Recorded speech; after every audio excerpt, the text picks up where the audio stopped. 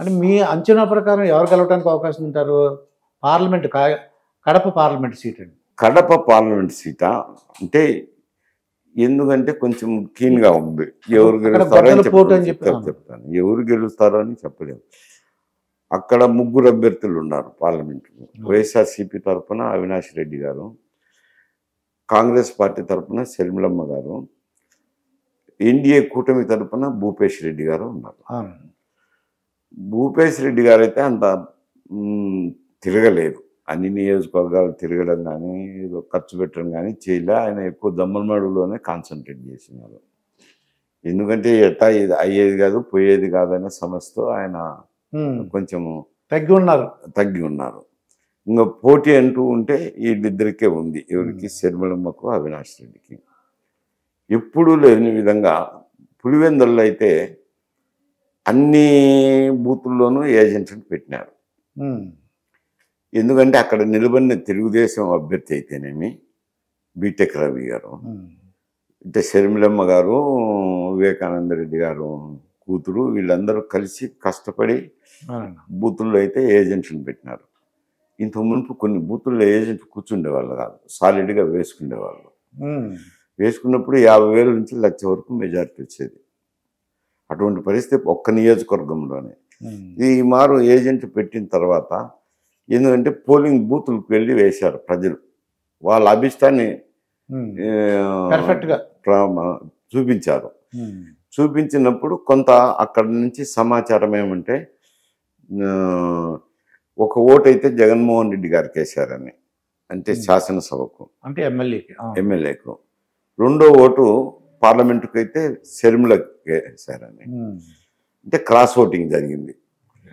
సరే, ఒకవేళ జగన్మోహన్ రెడ్డి గారు గెలుస్తారనుకోండి ఎంతో కొత్త మెజారిటీతో, కొంచెం ఈమెకు కూడా ఏమన్నా మెజారిటీ రావచ్చునా అనేది ఒక థింకింగ్ ఉంది. అది ఈ ఓట్లు పెంచిన తర్వాత చెప్పగలం కానీ ఖచ్చితంగా చెప్పలేం కదా.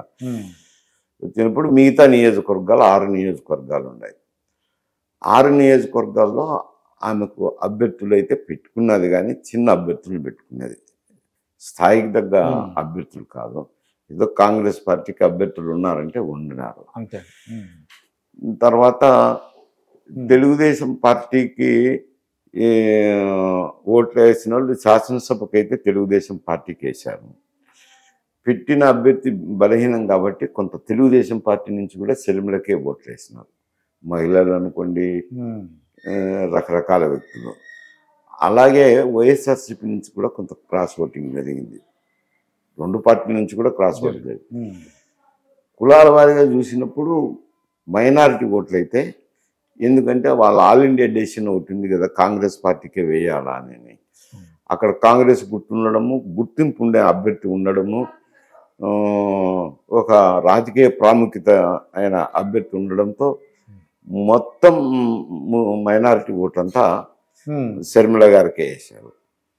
ఈవెన్ ఏసీ ఓటు అంటే దాదాపు క్రిస్టియన్స్ అయినారు, వాళ్ళ ఓట్లు కూడా రెండో ఓటు మాత్రం షర్మిలకే వేసినారు. వేసిన దానివల్ల గతంలో ఆమెకు డిపాజిట్ కూడా రాదు, ఎట్టొస్తుందని అనుకున్న వాళ్ళకు ఇప్పుడు 2వ స్థానానికి అయితే వచ్చింది.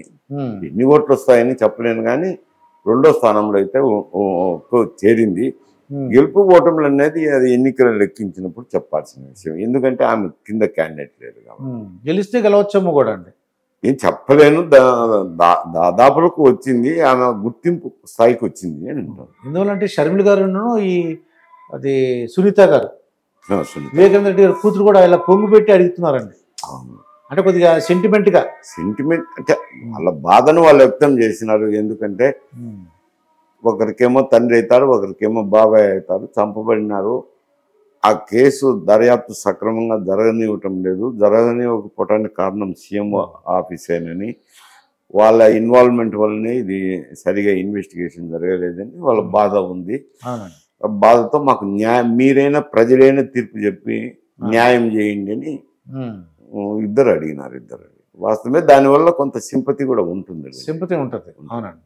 అది గెలవడానికి అవకాశం ఉందేమో అనిపిస్తుందండి. అంటే నేను అది పూర్తిగా చెప్పలేను. డిపాజిట్ కూడా రాదనుకున్న వ్యక్తి ఒక స్థాయికి వచ్చింది అని అంట. తర్వాత గెలుపుకోవటం అనేది అది ఏముందండి, అది ప్రజలు ఎట్టిట్లో ఓటేసినారు ప్రతి ఒక్కటి ఎంచితే గానీ మనం చెప్పలేం కదా. అవునండి.